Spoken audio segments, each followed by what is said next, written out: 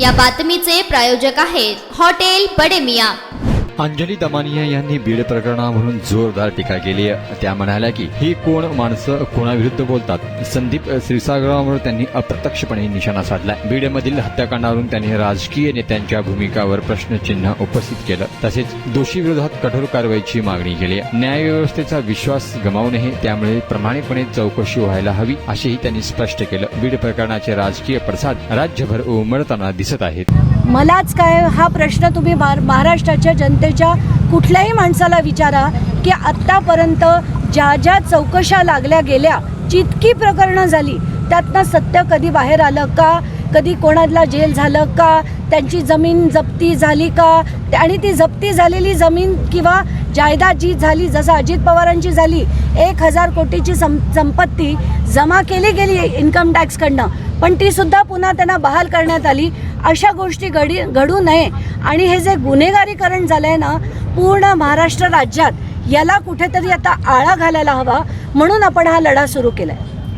नक्कीच आपण जेव्हा म्हणलात की एवढे आमदारांवर गुन्हे दाखल आहे, जेव्हा त्यांना आमदारांनी नॉमिनेट केलं होतं तेव्हा तुम्ही आंदोलन का बंद केलं? हे जेव्हा रिझल्ट आल्यानंतर हा ADRचा रिपोर्ट आलाय, हे मी म्हणत नाही आहे। ADR नावाची एक संस्था आहे ज्यांनी तो रिपोर्ट बाहेर काढलाय की 118 लोकांवर गंभीर स्वरूपाचे गुन्हे आहेत। तर असं जर असेल तर हे लोक मंत्री म्हणून तिथे जाणार, मंत्री म्हणून तिथे कायदे बनवणार आणि ते आपल्या जनतेवर लादणार, हे मला मान्य नाही। धनंजय मुंडेसारखे जे गुन्हेगारी प्रवृत्तीच्या लोकांना ठारा देणारी माणसं, जे स्वतः अशी अनेक कृत्य केली आहेत त्यांनी, अशा माणसाला तिथे राहणं हे योग्य नाही, म्हणून ही लढाई आहे आणि ही सगळे आता जनतेने दिली पाहिजे। तर अनेक राजकीय पक्षांनी या प्रकरणामध्ये देखील आवाज उठवले होते, त्या राजकीय पक्षांच्या नेत्यावर तुमचा विश्वास आहे का? कारण तुम्ही या अगोदरची आंदोलनं केली होती, त्यांच्या विरोधात केलेली होती। कसं आहे की म्हणूनच काल जो मोर्चा होता त्या मोर्चात मी सहभागी नाही झाले, कारण 3 जे व्यक्ती होते, एक तर आधी शरद पवारांनी सांगितलं होतं ते येणार आहेत, जितेंद्र आव्हाड आले होते, सुरेश धस होते आणि संदीप क्षीरसागर, ही जी माणसं त्या मंचावर होती ही माणसं त्याच प्रवृत्तीची आहेत। कुठेतरी यांचे रेती वाळू माफिया जो आहे तो यांचा मोठा आहे, आमचा छोटा आहे, म्हणून हे त्यांच्या विरुद्ध लढताय की काय?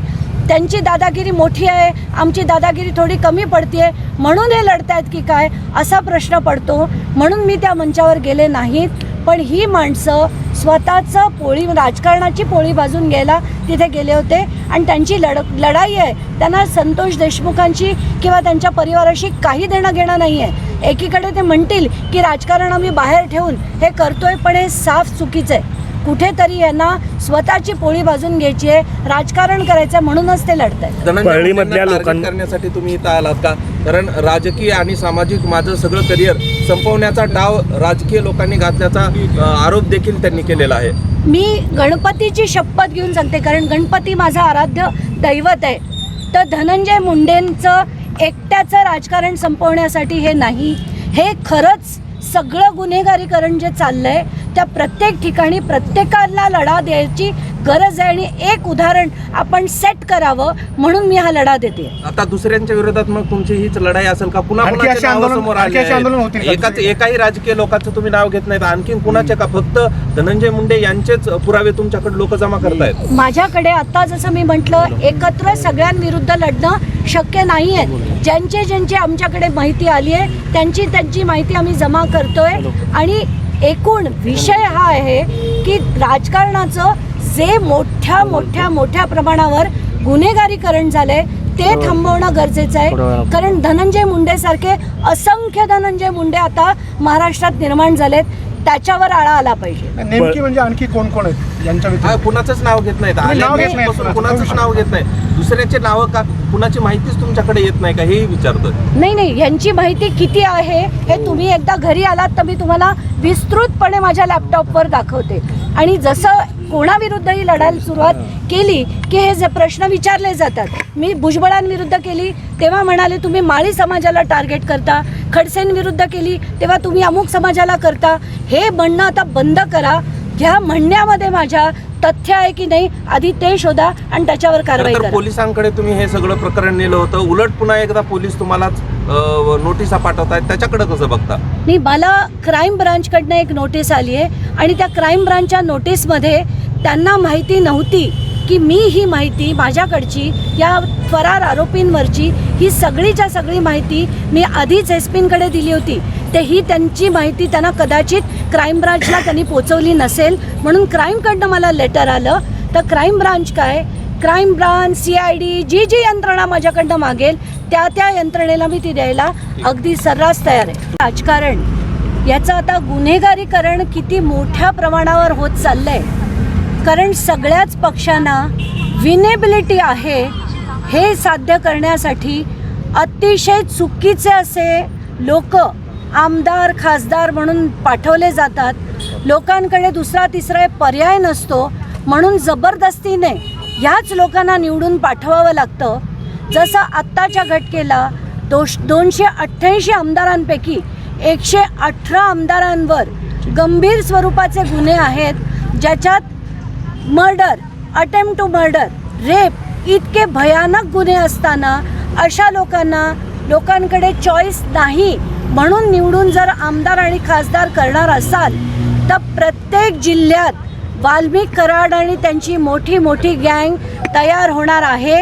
एकच गँग नाही तर अशा 3-3, 4-4 गँग तयार होतात आणि सगळंच म्हणा, वाळू माफिया, खंडणी वसूल करणं, लोकांच्या जमिनी लुबाडणं, हे सगळे प्रकार सर्रास होत आहेत आणि त्याची अनेक उदाहरणं माझ्याकडे आली आहेत, अनेक त्याचे व्हिडिओज फोटोज आले आहेत. म्हणूनच नुसतंच ठिय्या आंदोलन न करता आम्ही याचं थोडासा बदल करून एक नवीन प्रकारचं आंदोलन म्हणजे सत्यशोधक आंदोलन करण्याचा निर्णय घेतला आहे.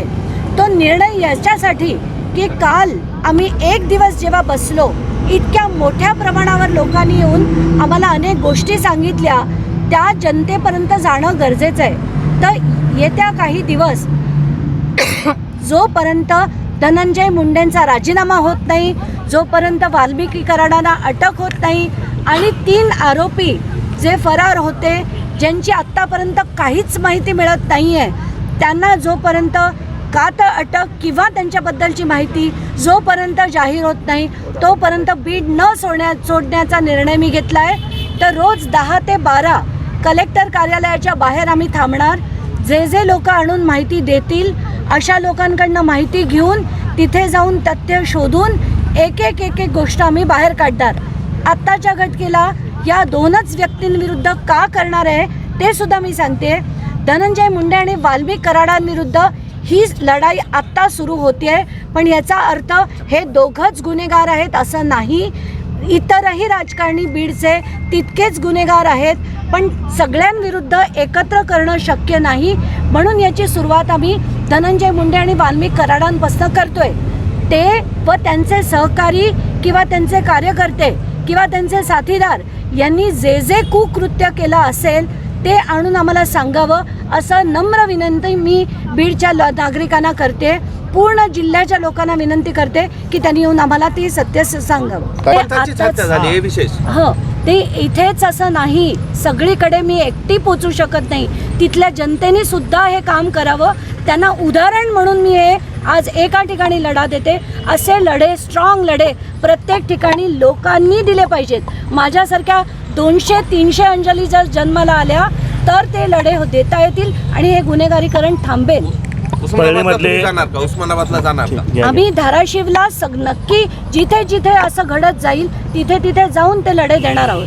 परळीमधले काही फोटो आपण ट्विट केलेले होते, त्या 3 आरोपींवरती आता गुन्हे दाखल झालेले आहेत, त्याकडे काय म्हणणं असणार त्या संदर्भात? जिथे जिथे या बंदूकधाऱ्यांचे फोटो मी ट्विट केले होते, खरं अपेक्षित काय होतं की एसपींनी तिथे तिथे सगळे ते टेक सावी आहेत आणि त्यांनी सगळं टेक्नॉलॉजीनी सोशल मीडियावरची अशी सगळी पिस्तूल असलेली लोक खरं जमा करायला हवी होती, त्यांचे फोटो जमा करायला हवे होते आणि त्यांच्याकडे शस्त्राचे परवाने आहेत की नाही याची चौकशी करायला हवी होती.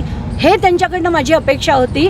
पण तसं न करता त्यांनी ते फोटो डिलीट करावे असं म्हणणं हे SP इथे नक्कीच चुकले आहेत. माझं त्यांना आव्हान आहे, कारण ते व्यक्ती चांगले आहेत अशी मला माहिती आहे आणि अशा चांगल्या लोकांनी जर हा कंट्रोल ठेवला, जर कारवाई केली तरच हे कुठेतरी थांबेल. या प्रकरणातल्या 3 आरोपींची डेथ बॉडी सापडली असा आशयाचा मेसेज तुम्हाला आला होता. त्याच्यात नंतर काही त्याचं बोलणं झालं का, अपडेटेशन त्याच्यात काही आलं का, किंवा एखाद्या वेळेस तपास यंत्रणा जर तुमच्यासोबत जर येत असेल तर त्या तिकडे जायला तुम्ही तयार आहात? ओके. कसं आहे की मला ज्या दिवशी म्हणजे परवाच्या रात्री 11:15च्या सुमारास जे आधी फोन आले आणि जी माहिती आली ती माहिती मी ताबडतोब म्हणजे 11:21ला SPंकडे पाठवली आणि ती सगळी डिटेल्स देऊन खरं अपेक्षित काय होतं की त्यांनी तिथे पथक पाठवून सगळी माहिती घ्यायला हवी होती आणि खरंच झालंय की नाही याचं क्लॅरिफिकेशनसुद्धा त्यांनी जनतेपुढे आणायला हवं होतं. तर तसं झालेलं नाही आहे. माझी परत विनंती आहे की तिथे बसवेश्वर कल्याण तिथे जर असा काही गुन्हा घडला असेल किंवा त्या बॉर्डरच्या आसपास असा कुठे काही गुन्हा घडला असेल आहे की नाही याची चौकशी व्हावी. आणि परत मी नम्र विनंती करते, हे करण्याचं काम आहे ते पोलिसांचंच आहे. ते सुद्धा जर ते करू शकत नसतील तर मी करायला तयार आहे. प्राजक्ता माळी या अभिनेत्री आहेत, त्यांनी आरोप केले राजकीय कुठलाही वाद टोकाला गेल्यानंतर पुरोगामी महाराष्ट्रात महिला अभिनेत्र्यांना टार्गेट केलं जातं. सुरेश धसावरती आरोप केले, मात्र सुरेश धस माफी मागणार नाही असा पवित्रा त्यांनी घेतला. सुरेश धस हे बोलताना अतिशय कधी इररेलेव्हंट गोष्टी बोलतात, ज्याचा कुठेही संदर्भ नाही अशा गोष्टी बोलतात.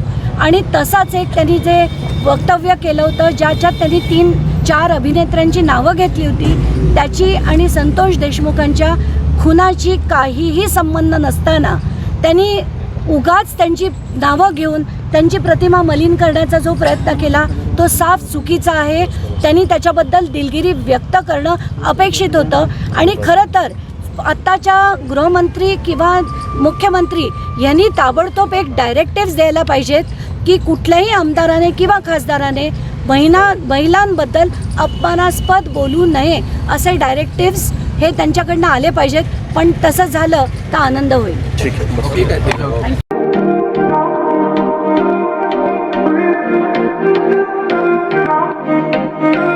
सोलापुरात व्हेज नॉन व्हेज जेवण मिळण्याचं एकमेव ठिकाण हॉटेल रोहित. चवीला टेस्ट हॉटेल रोहितचे जेवण बेस्ट. बर्थडे पार्टी, कार्यक्रम, विविध पार्टींचे ऑर्डर्स ही स्वीकारले जातील. ग्राहकांसाठी खास पार्सलची सोय. आमचा पत्ता हॉटेल रोहित, दादर